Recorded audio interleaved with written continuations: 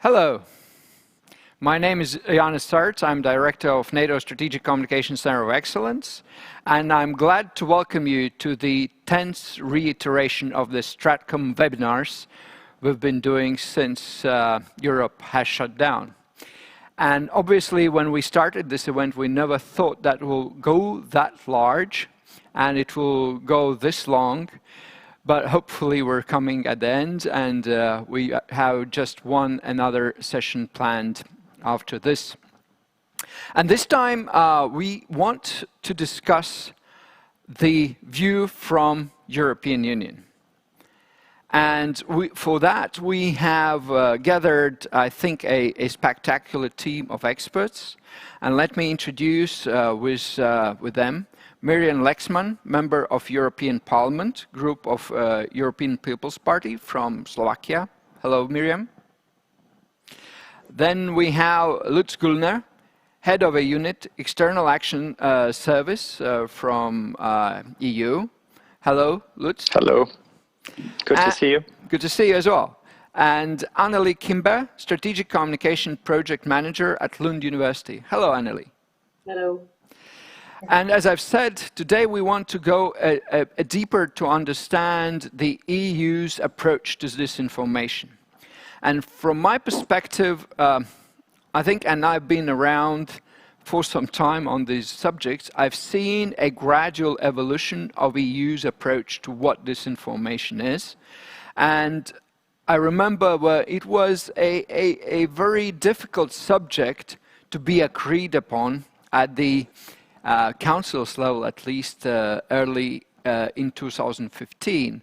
But at this point now, looking at the EU's response in the infodemic environment to the COVID-19 related disinformation, I think EU has moved a number of steps. So what I would want you to ask is actually, at this point, what do you feel? What is EU's approach to disinformation? Well, we all now know it's a problem. But how big of a problem is it? Is it existential? Is it nuisance? Is it something that irks us but is not a big deal? Or is it a big deal? Second, what I want to address is what has caused this gradual transformation of EU's approach to disinformation, and what do you see the further trajectory in that? And last, the area that I'm really interested is we have in past, and I here think not only of EU but collective West, we've been catching up on disinformation. And one of the key things I think we have all to do, we have to get a bit ahead of a curve. But to get ahead of a curve, that always requires to understand where it goes. And so that would be my last point and question to you when you go through your points. What do you think is a trajectory and the trend? And with these introductory questions, I would like to ask Miriam Lexmann to start with her points. Miriam, please. Thank you very much, Jānis. Thank you very much for organizing this this discussion. I think it's very timely, and it's timely because of two issues. First of all, we have witnessed that COVID and the crisis, the pandemic, has actually revealed how severe the threat of disinformation can be, especially in times of crisis, when we need the population to be informed, to be properly informed, and to be the society to kind of get together to organize itself against certain threat. We have been facing enormous attacks of disinformation in different EU member states. They were caused by different entities, or sometimes we did not know where it comes from, but we do know that China and Russia were one of the main resources of these disinformation campaigns. So first of all, we have seen this huge vulnerability in our system. Secondly, we have, and as you rightly said, the European Union is sort of slowly making up steps to stand up to disinformation. At the very beginning, when we were discussing the issue of disinformation 5-6 years ago, in the international community with NATO or civil society, international NGOs, the European Union was reluctant to address this issue at all.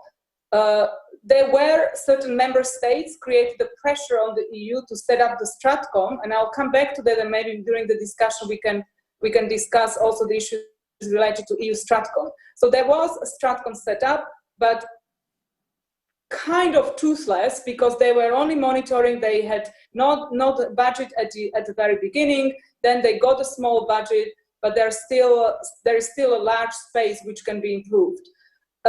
Tomorrow, the European Parliament is going to vote on a special committee on foreign interference, and I very much welcome this step, because obviously the European Parliament, the member states, and especially certain member states are leading the pressure on the European Union to do something, and that the European Union is the ideal level, because the member states cannot create any shelter against disinformation if it's not done on the EU level. And that's very, very important to point, that the EU has to be acting, because otherwise the member states will remain weak anyway. So I very much welcome this step. I also welcome the fact that it's called foreign interference and it's not only disinformation, because we know that disinformation is only part of the kind of structural undermining of our free and democratic societies. Although I must admit that the fact that it's called foreign interference, and I would kind of, if I will become a member of this committee, and I hope so, I think that the scope should be larger, because often we cannot distinguish between foreign and domestic interference, and that would lead into a lot of mistakes which are actually happening already by now, that we are trying to artificially, I would say, sometimes name certain interference or certain distraction as foreign, although the domestic vulnerabilities are kind of a productive ground for the disinformation. And here I would maybe mention a couple of issues where I think the kind of successful address should relay in.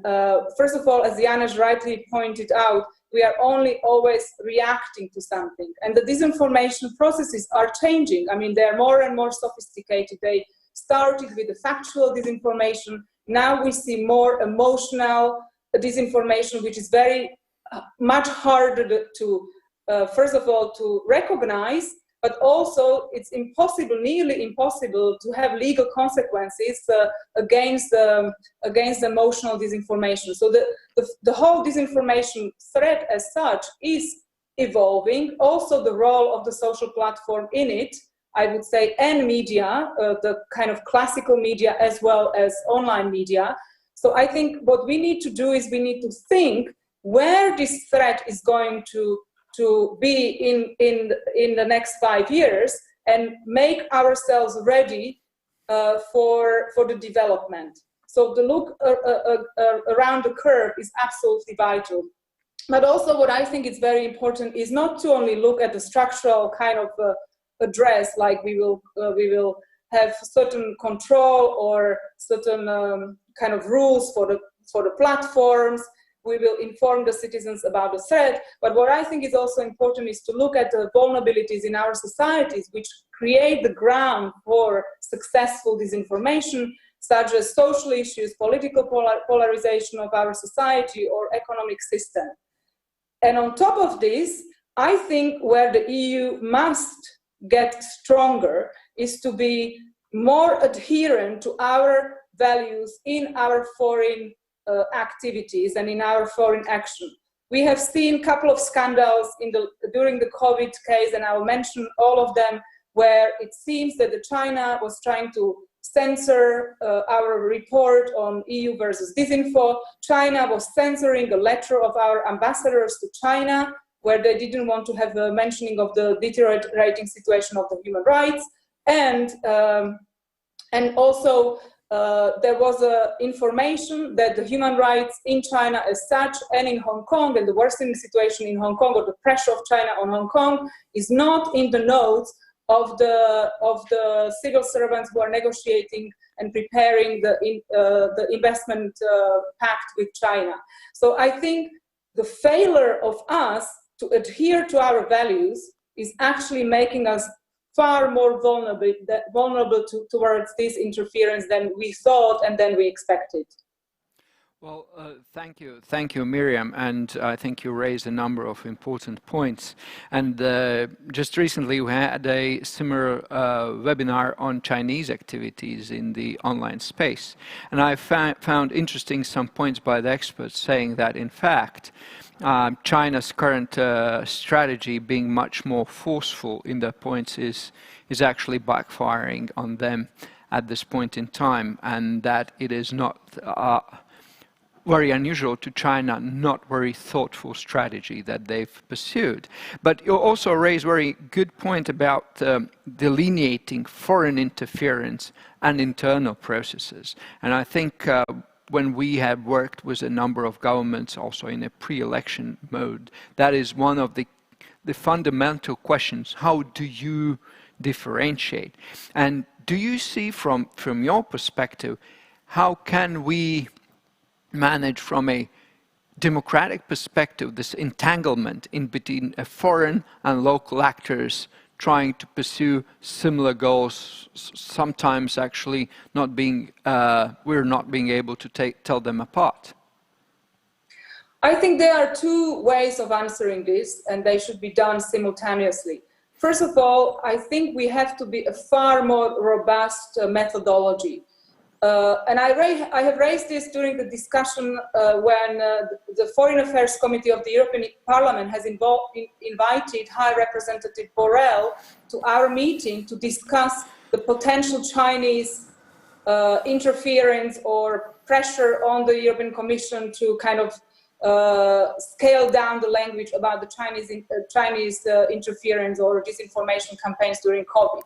And the problem was, and when I read the kind of original report and the new report after the pressure put from China or someone, what I have realized that because StratCom, European Union StratCom, does not have a clear methodology, it's very easy to change the language, because practically there is no data which lead into the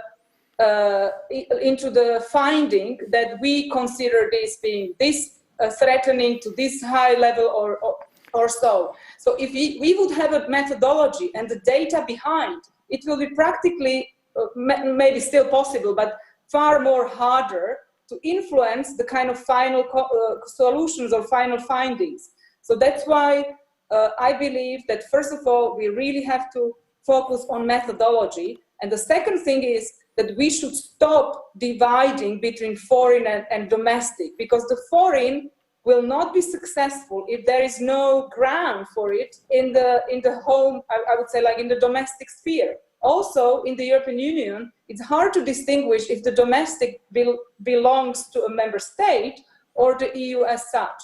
So I think that these questions should be, obviously, we should be aware that the perpetrators might be foreign or domestic, but the methodology and robust methodology will help us to understand it and to be able to distinguish between these two actors. Thank you, Miriam. And I think everybody can now recognize from which background you have come to this European Parliament's position. Okay, now over to Lutz. You've represented a different part of a house, the one that has to have much more hands-on approach and have to deliver.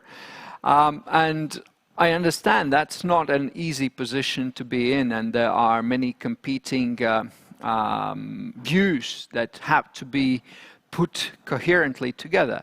What is your take on the EU's capacity to go forward?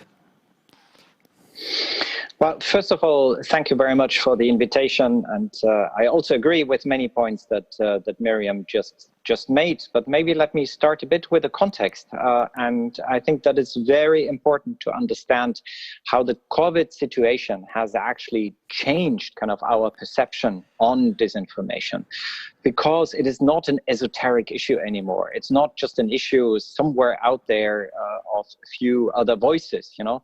This has become a real issue of direct consequences for health and non-health, sometimes even of death.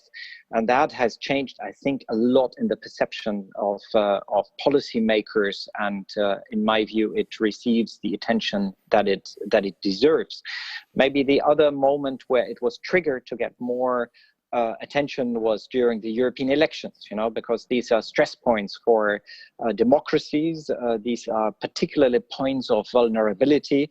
And I'm very happy that we are not only looking at elections, but also at crisis situations like the ones we have been in there. Let me pick up a little bit what you asked and also what Miriam said on this. And let me start with one fact that many of you know, that we just issued a policy paper, a communication, a few days ago, which is focused on the COVID-19 disinformation situation.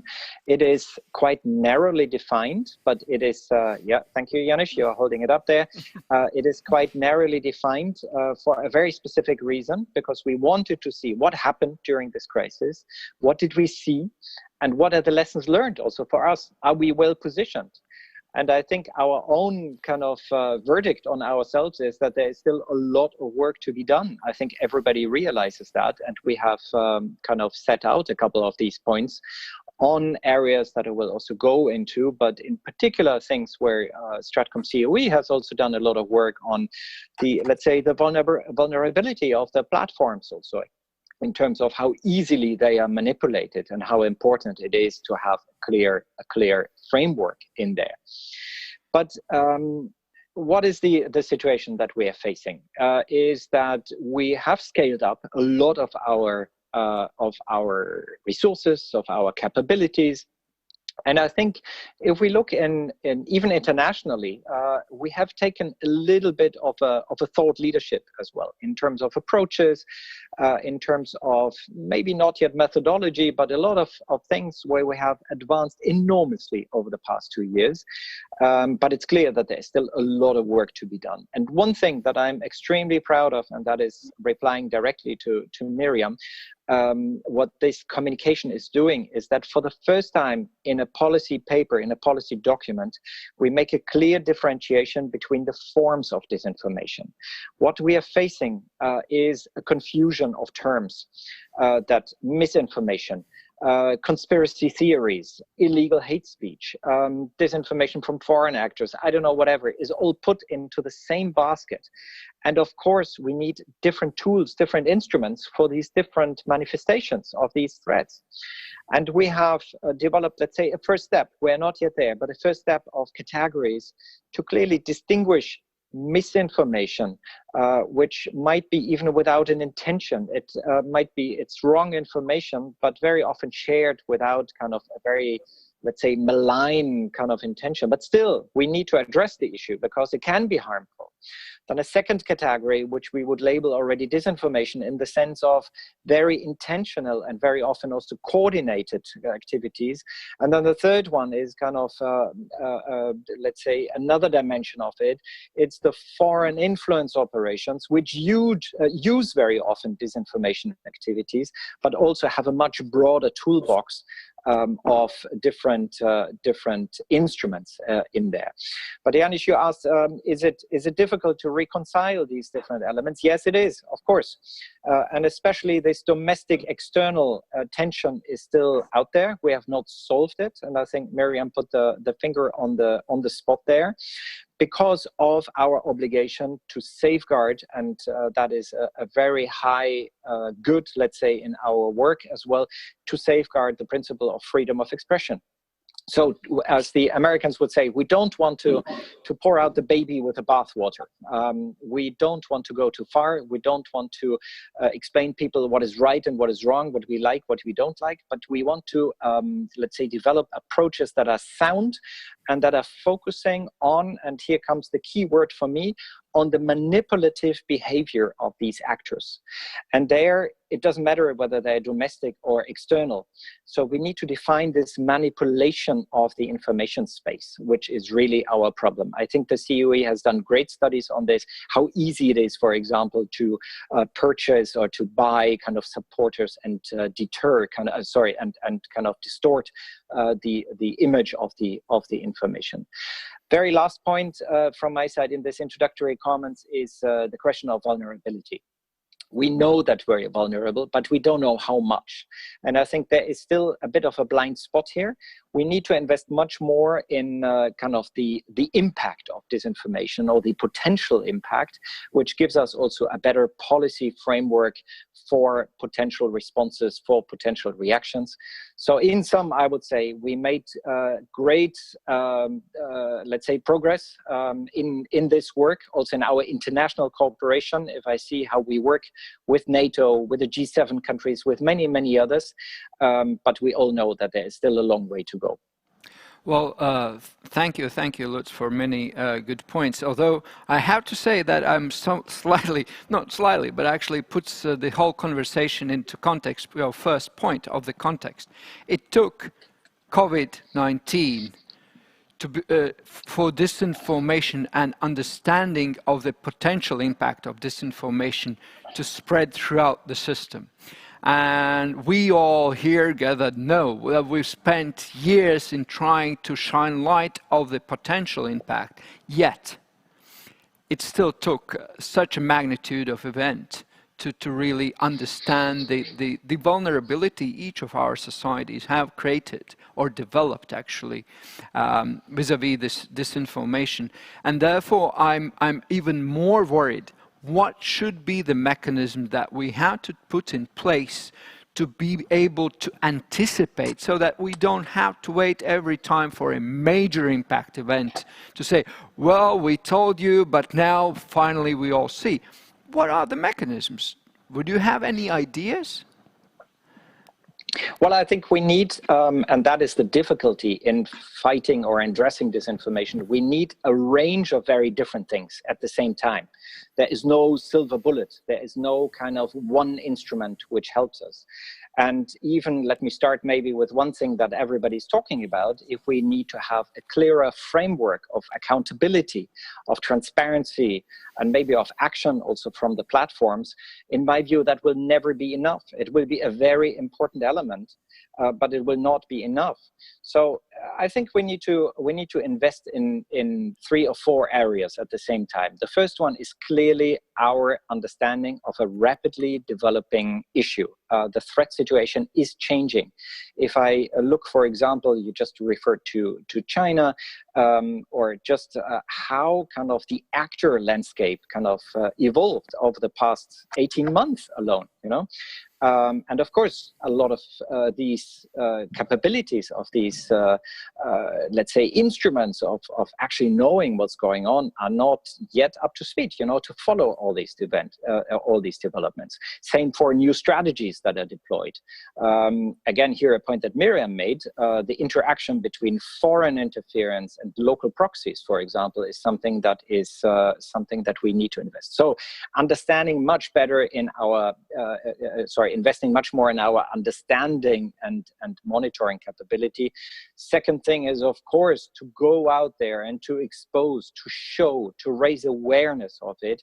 I think this is also what you guys have been doing a lot, what we are doing more and more, in terms of just showing with open source material how prevalent the issue is and how easily you can become a victim.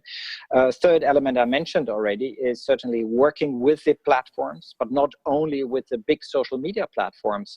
One of the things that we see of the let's say changes is that this is moving more and more into closed messaging systems. You know, how do we monitoring those? How are we monitoring those? What tools do we have to deal with those? I think we have some of the answers, but not all.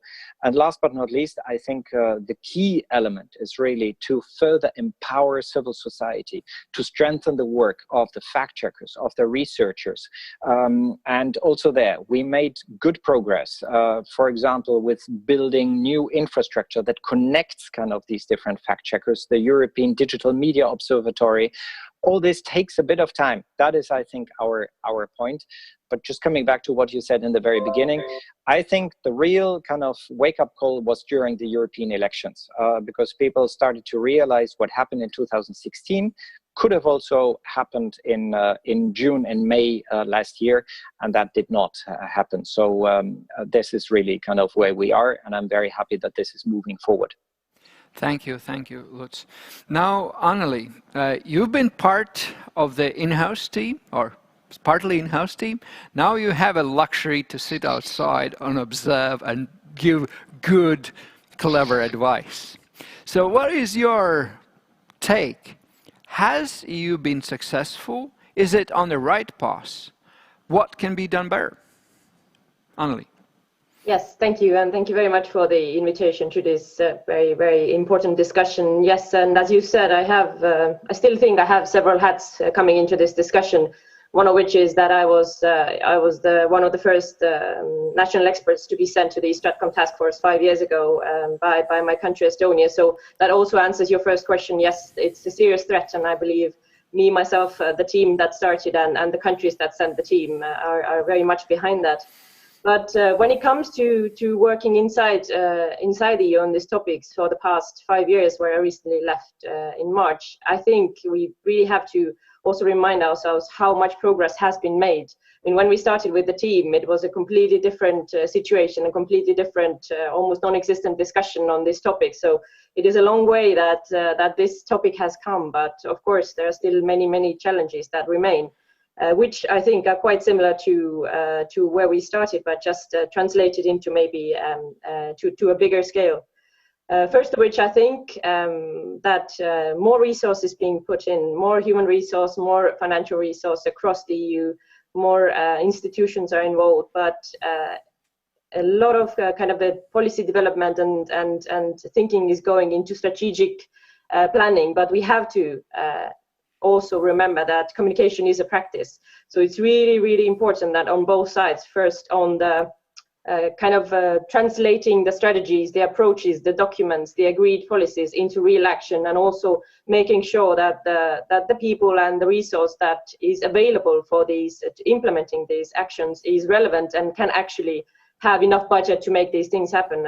And I think this is very crucial not to forget. When I see there's a lot more resource going into analyzing, and which is very important, and monitoring, and that is kind of a natural response to dealing with this information. It is still very important that we do something with the analytical understanding that we get, and the better better view we have ourselves, that we kind of use that for our own communication, to make sure that we can raise awareness about the topic, that we can raise awareness in the audiences that matter to us, and also use this to inform better our own communication. So when I talk about own communication, for example, EU talking about its own policies and cooperation in the countries that it's active. For example, in our team, the mandate was to work with the Eastern neighborhood in the Eastern Partnership countries. Very important that EU continuously invests and reforms the way it communicates itself in these countries where it's important to counter disinformation, also with the factual correct information on the EU's own actions. That is, I think, first very important point. The second one, I think, which has been from the beginning and remains, is the fragmentation of the EU. it's also on both sides. First, on the maybe I start on the communication side. When EU communicates itself, it's always this ambition to talk about everything and everywhere, which very often results into no one understanding anything because the voices don't reach the audiences via the channels that the audiences are using. So very important to concentrate the efforts on communication, not talk about 25 different EU4 programs or different projects, but just really think what is our narrative, what we are trying to say, and really use the channels to get to the people that we want to convey our messages to. That is on the kind of proactive communication side. And on the disinformation side, and on raising awareness about disinformation, again, I think I see a threat of fragmentation there. If EU becomes more and more active and has more kind of policy documents and strategic plans available of what it should be doing, it's also important that all the different parts of the Commission and the Parliament and the External Action Service have very clearly defined roles, and everyone kind of fits into one picture, and then it doesn't kind of work in parallel or just individually on just some certain aspects of the policy, that it really comes together, which is also in line with what Lutz already referred to, thinking more about the terminology, and so everyone understands, the terminology in the same way and is working in the same direction. And I think the third point, which is important, I briefly already mentioned, but it is also about the audiences. So when we talk about fighting disinformation with, our own communication, becoming better at communicating, do we really know who are we talking to? Do we really define our audiences, where our campaigns are targeted to? Is it important to convince people in Brussels, our friends who are main stakeholders who follow our social media channels, or is it important to go to the countries where we really need to link up with the local society and the influential groups in society to get our messages across? So really thinking about audiences, I think, is something that is as important as the previously mentioned elements. Well, Anneli, many points, and you can hear you've been practicing things and you've been really passionate about it. And clearly, from kind of representing from NATO's perspective, we always think of communication that deeds are the first communicators, that are only followed up by words. And in that sense, I always have thought about the EU having so much elements that they can work with the deeds, the funding, and etc., etc. And clearly there is, in my view, unexposed potential that can be done. But it's also very, for any large organization like EU, with so many entities having a responsibility. Okay, they need to do better coordination, but what would be your exact advice? Should there be a reorganization? Should it be given to one? Is there an extra coordination layer that has to be done? Well, it's easy to say the big ship has to do more coordination. I think with any big ship you can always say that even without knowing the situation. But what is the practice? What can be done? Well, that's a very good question. I think EU is really good at coordinating. The coordination is a central process in many of EU's kind of policy work or directions. But what is important is that coordination actually results in some action. So it's not everyone only coordinating and kind of going in circles and then trying to produce something that in the end no one will implement. So I come back to my first point. It's really important that the EU doesn't only remain a coordinator. It also has some very specific tasks and implementation plan how to do it, and most importantly the right people to implement this. We can all coordinate, but it's important to make things happen. And that is, you're right, I've always been a practitioner, so it's very much a practitioner's view and guided by my experience in being part of the work inside the EU. Well, thank you, Anneli. Now, we're turning to the questions, and there are quite a few of those already in, but I'll start to kind of try to pressure you a bit on this future thing. I've always been kind of interested to think about what's next. Okay, from what I hear, we've been concentrating on how to deal with the present.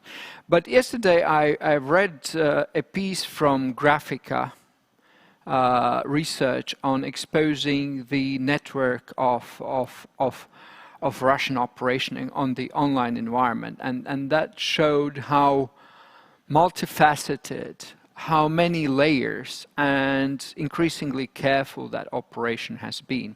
So you see actors investing more and taking long-term approach.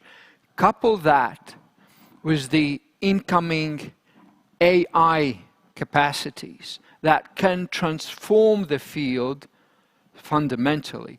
Think of the current opportunity of micro-targeting, which de facto in many parts of the world is already kind of a given factor, but in EU, because of GDPR, is a bit of a tricky problem, but we see it's coming along as well. How do we put it all together? Are we able to respond so that the next crisis, when suddenly some new spike of the technological possibility will show up, we're not caught surprised? What should we do? Anyone? Difficult question, please. It's a very, very difficult question. Obviously, we don't have the ball which shows us the future, but I think it will be better in research. That would help us to assume what threats or what challenges will be next. And especially in terms of AI, I think that's very important, that we cannot afford to be completely dependent that the research is done outside of the European Union, and we don't know and we don't have the capacity to understand it. And I think this is a very important point. I think what makes us also vulnerable is that the regulatory bodies are somehow unable to have the very top experts on AI, on digitalization, and that's why it's very difficult for us to regulate, because we don't know what to regulate. We don't have the expertise the private sector has or our adversaries have. So I think this is a kind of a point where we have to, first of all, invest more into research. I think what shows what has happened is that practically, and you rightly mentioned the protection of data. The European Union is more regulatory on than for example, the United States. But on the other hand, what happened is that the targeting online advertising has practically weakened financial income to online media or media in general. And this has practically made social platforms far stronger vis-a-vis other media in convening information. And I think we have to look into these kind of relationships in the society, because they are very strongly influencing the result. What we also have to do is that we have to study, and I think there are not enough of studies being done so far, how the different information actually influences the audiences. So we are kind of focusing on the resources, on their ways of manipulation, on their techniques, but what we need to understand better is also why certain information is popular, why people, for example, like disinformation, although they know that disinformation is not good. Sorry. So why people are kind of more open to disinformation? Sorry, this is how we work in the European Parliament, because we are not allowed to download Zoom. So I have to be connected by my phone, and it's very difficult to place the phone in a secure way. So I apologize. So Yes, so my second point is, the first point is research and investment into research. So the regulators, the governments, and policymakers do understand better and can read, for example, what's ahead of the curve. On the other hand, we also have to understand more the audiences and then the moods within the audiences. And I think these two pieces of information can help us also to be ready to assume what will be the next challenge and maybe to prepare ourselves better. Thank you. You're right. I typically ask the question to detect the capability of a team. How many AI experts do you have on your team to be able to tackle with a modern disinformation problematics? Lutz, do you have anything to add? Yeah, I would like to reinforce one point that Miriam made, and that is we have invested quite some efforts now in the upstream, so in the production of disinformation, but we have been neglecting a little bit the downstream, let's call it like this. So how does it impact exactly, and how does it work? I think here it's one element where we have started also with research, etc. But second point for me to answer your question is really that we need to develop a much better system of pooling our insights. I think this is what we have started, and I'm quite happy that it has kind of taken off, but not really kind of in a fully operational form yet, between the EU member state governments. So here, the rapid alert system, even if there is still kind of a lot of room upwards in terms of kind of how everybody can be involved and be kind of active in this system. But it did one excellent thing, and that was always what we wanted to have, is it builds a real community of knowledge as well between the member states, and I think that is crucial. International cooperation I mentioned already. I'm looking with a great deal of hope to the G7 and NATO in particular. Both partners have invested in additional analytical capabilities, really have developed a good understanding of a highly complex kind of area. And last but not least, maybe another point that Anneli made beforehand, if we have all this analysis, if we have all these data, all these insights, we need to do something about it. It's not good enough just to sit on it. So there we need to communicate, we need to raise awareness, we need to develop intelligent ways of having a framework, be it legal, be it regulatory, be it other forms, kind of with the platforms. But I come back to the point that I made. We cannot kind of sit idle and work on the, let's say, the situation as we experienced it in 2016, because the threat has continued to evolve. And what I'm a little bit afraid of at the moment is that everybody looks at regulation of social media platforms, especially the big ones. That is certainly very important, but it is something that is kind of maybe becoming less and less important, you know, with the actors moving to different places, using different strategies. And I think this is also what the Graphica report showed very well, how multi-layered and how let's say, how perfectionist these approaches are already. And I think that is our biggest challenge. Well, you're right, but on the same side, I would also say, regarding the code of practice, EU is basically the only entity that has developed such, and in that say, that is an important element, even though there are things that can be improved in the way kind of reporting comes and evaluation and etc. But as in large, it has set a certain standard where none was. So I think there still is importance in that. Anneli, do you have anything to add to that? Absolutely. Yeah. No, I just want to add maybe one point. I fully agree with the need to have more research and kind of expertise available on the issue. But it's important also to remember here that there's a lot of excellent expertise out there already. There's a lot of research gone into the topic, and will do so continuously in the future. So it's important, I think, also to remember not to try to have everything in-house.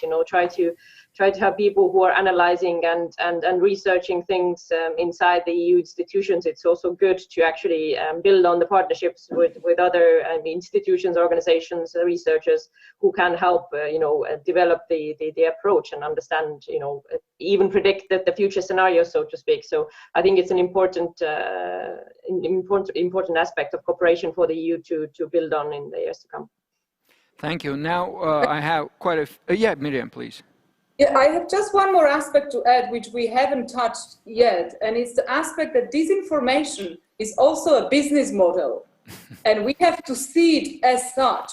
And it's not only that there are websites created just with the really intention to earn money, which is using disinformation as the kind of easy way to gain money and to have a profit, but also, unfortunately, the business kind of feature of disinformation is pushing all sorts of media to use at least a soft disinformation or manipulation, or reducing the complexity of an information into something which is sensational, because that brings profit. And that's why I think we have to see it through this angle, that practically it helps media, and sometimes media which are, let's say, balanced, but it helps them to kind of tap into the sensational part of this information to earn money, to raise or increase the number of viewers, but also there are projects which kind of clearly use this information as a profit. And I think without recognizing this, we are not able to find the solution. And the final point I would say is also the kind of balance of the media landscape, because my former employer, the International Republican Institute, we have done a couple of studies which were pointing to the problem that if the media landscape in terms of ideology is not balanced, there is always potential to set up media which are providing certain kind of information, ideologically kind of extremes, which always find their audiences. And I think this is another point of view, that we really have to see the complex media landscape when we are trying to find answer to this information. Yeah, I only wonder whether we in fact can go back to a normal media landscape at all, whether that's already piece of a history books, and we will have to rediscover how to run democracy with the information environment as it is changing. I'll bring in some questions from the audience, and first I want to have a point from Edward Lucas, who points out that we need to worry more about the impact of AI, doxing, and other forms on intimidation.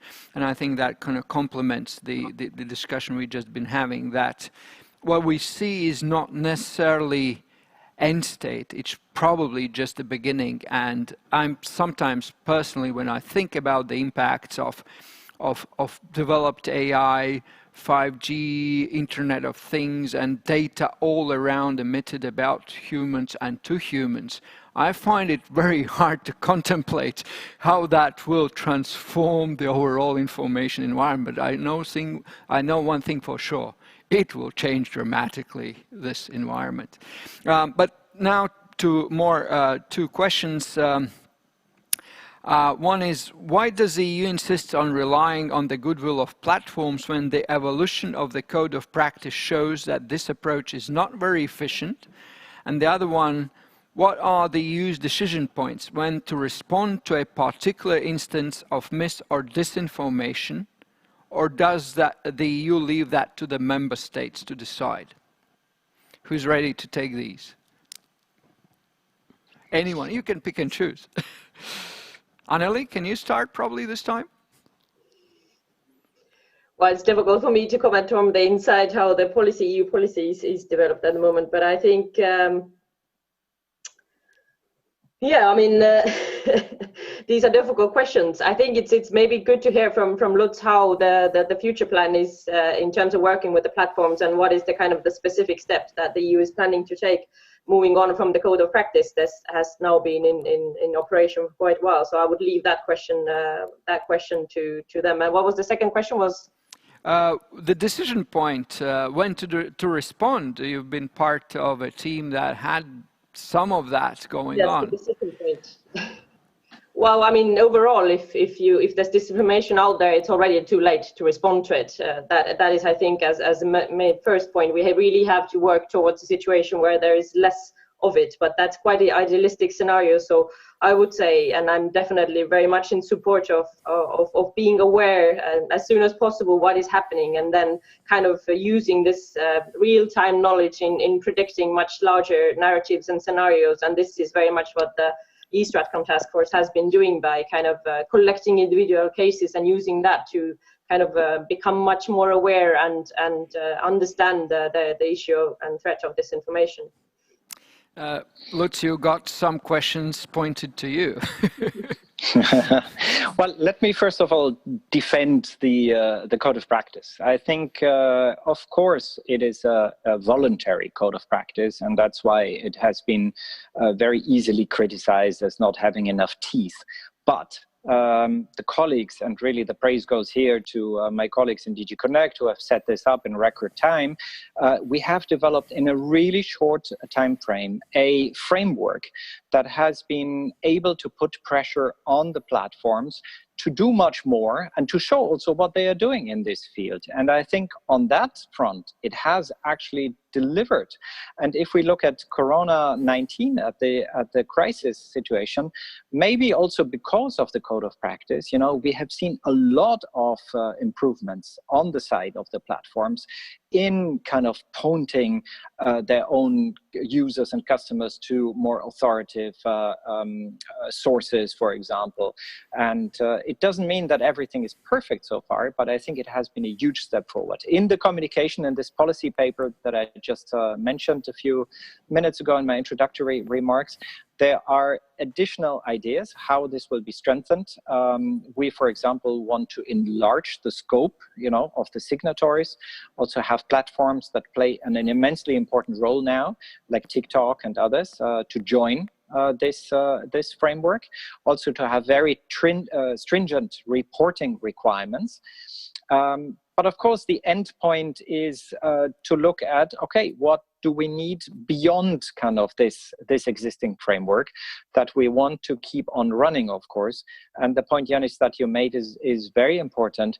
We are, I think, internationally the only ones who have developed such a thing. To have legislation in place, as Miriam can vouch for, it takes some time. You know, it needs to be voted, etc. We have two pieces coming up that will both deal with disinformation, directly, indirectly. The one is the Digital Services Act, which is, of course, much broader, which is more about kind of the online world that we're living in and updating rules that are nearly 20 years old already. Disinformation will play a role in this. And the other one is very tangible ideas to be developed in a European democracy action plan. So I think the code of practice is better than sometimes portrayed. It has also delivered already very tangible things, but it's not the end of the process. That's how I would characterize it. Well, it's more than anybody else has done, but it's not enough. Huh? Miriam, any points from you?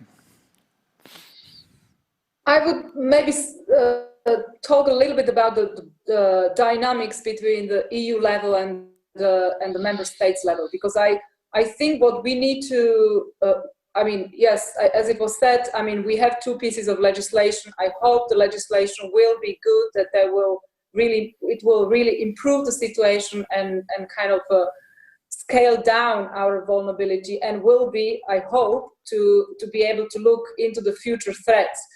But in terms of the kind of let's say, coordination between the member states and the EU level, I think that the StratCom as such is a good start, but it's not enough. First of all, not all member states are kind of involved in the StratCom because it's still on a voluntary basis practically, that those those countries who want to send experts, and they also co-finance these experts.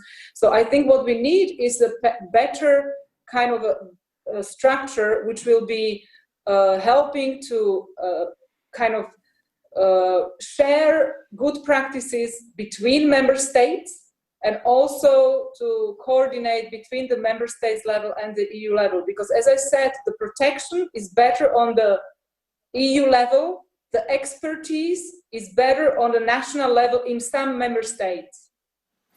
Well, there are many countries, and they're not all alike, are they? Now, I would like to bring a different angle to the question, and there's a slightly kind of as a provocative edge question, two questions on China that I want to bring to you, and that is, how has EU responded to increased disinformation efforts from China when there's been internal friction about even to call out China for its more aggressive tactics?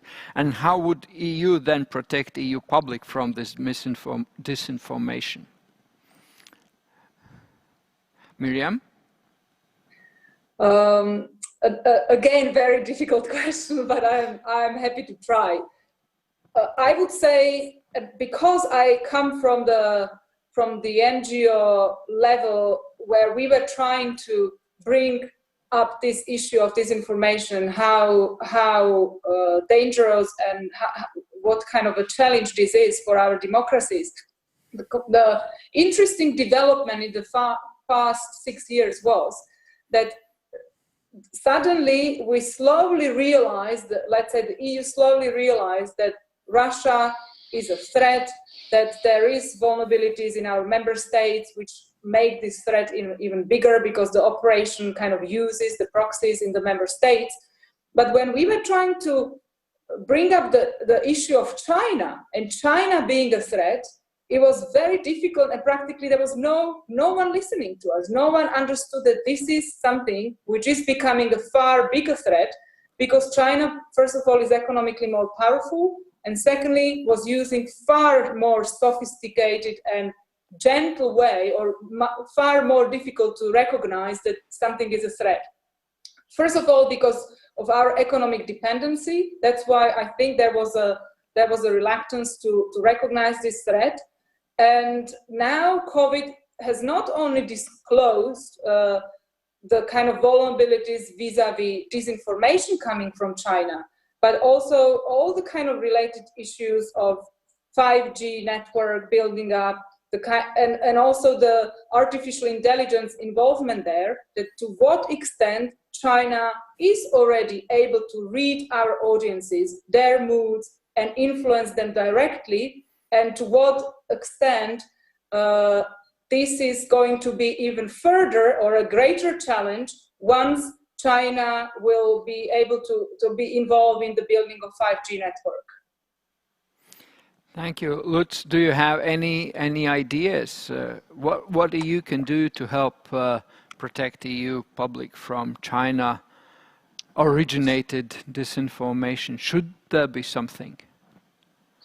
Well, I mean, as a matter of fact, we have done a lot in terms of already kind of spelling out some of the things that we are seeing, you know, and that is always the first step. But I would come back to the point that I think both Miriam and I made, and also Anneli and everybody agrees, that we need to be very precise in kind of describing the phenomena that we are seeing, you know, kind of a more forceful, let's say, propaganda is not necessarily right away disinformation. So we need to be very clear, when is the moment of manipulation there, when is it, what intention is pursued as well. And that's why I'm arguing for a lot of precision in this work, and not just put everything in one pot and say this is disinformation and this is a major threat, because these threats come in different forms and shapes, and in order to be able to develop effective responses, they need to be well thought through, in my view. So I think we made a good start here. We called it out, but obviously, as I also said beforehand, we face a situation where kind of things evolve quickly, where strategies evolve quickly, where also the techniques of the different actors are very different.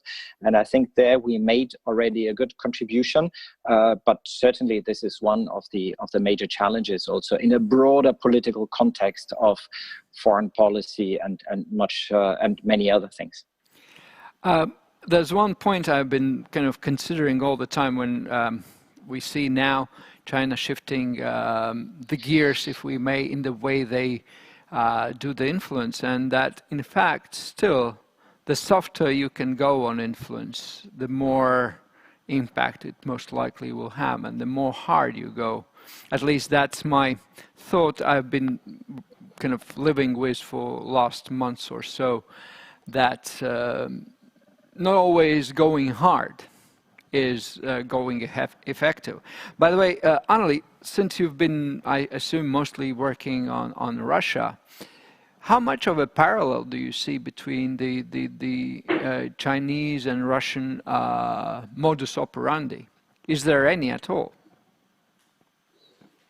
Well, I mean, I wanted to already respond before your question on the just bring up a very important aspect. I mean, regardless of the COVID crisis, China is not a new disinformation actor. And when we started working in the StratCom task force, it was difficult for us to name Russia, although it was in our mandate as the main actor. So I think it is very important for the EU to really clearly state which state-based or other disinformation actors it's kind of addressing or working with, and who is in their horizon, and then only then you can kind of develop a response that that has the specific actor in mind. It's very difficult to kind of develop responses that are not are vague or don't have any specific actors in mind. So I think it's very important to really focus on the actors that the EU or we are all dealing with. Well, thank you very much. It's been a full hour of, I think, very interesting discussion, at least for me. Unfortunately, there was not enough time to ask every question. But I think what it brings us to is that disinformation is going to stay with us. It will change form, and it will be important, very important element that would determine the way the democracy will evolve over the time. Because if we think about democracy, the bloodstream of a democracy is information. That's how it's supposed to work.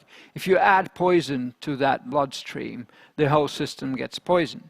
Therefore, that is something that I think we all have to work on to clean the system up as much as possible. But the way we see, it is going to be a challenging work. So we need every hand there is to work together. And I think I'm really happy to see that EU has stepped up its role in this, and that there is more ambition. And this time we can say thank you to COVID-19 exposing how dangerous that can be at all levels, and hopefully that will be added impetus. And in particular, what I also want to stress about these all hands should be used to counter that problem is that EU, NATO, G7, the democratic world has to coordinate as much as possible the potential responses. With all the difficulties we have, that is the way to go forward. And in some of the cases, I believe EU is leading the way and should continue to do so. Thank you very much for joining, and hope you to see at some point in person. And for our spectators, our next webinar, the last one, will be on the 1st of July. Not next week. Next week we have a summer solstice, believe it or not, for Latvians is as important as Christmas. So we didn't dare to do anything on Christmas-like event here. So you'll have to wait for one extra week for our last webinar. Thank you very much for joining. See you next time. Goodbye.